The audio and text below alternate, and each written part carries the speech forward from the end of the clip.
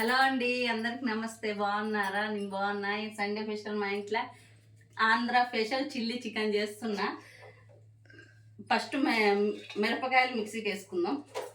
పచ్చిమిర్చి మిక్సీకి వేసుకున్నా. ఇప్పుడు బాండి పెట్టుకొని ఆయిల్ వేసుకుందాం.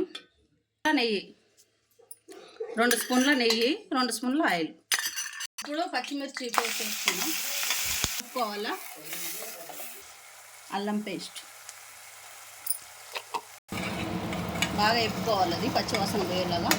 చిల్లీ సాసు, ఒక 3 స్పూన్ల chilli sauce, 1 spoon soya sauce. Chilli sauce soya sauce వేసుకొని కలుపుకోవాలా.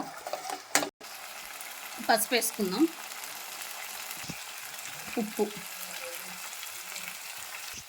ఇప్పుడు 1 కేజీ చికెన్ వేసుకుందాం.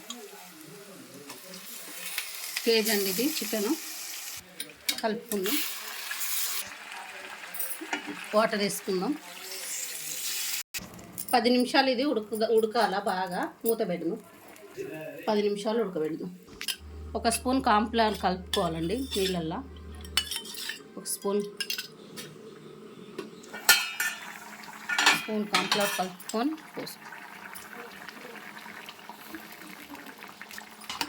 చిల్లీ చికెన్ ఉడికినట్టే చూడండి. కొత్తిమీర వేసుకుంటున్నా. కొత్తిమీర వేసుకున్నానండి. ఇంకా ఆఫ్ చేసుకున్నాం.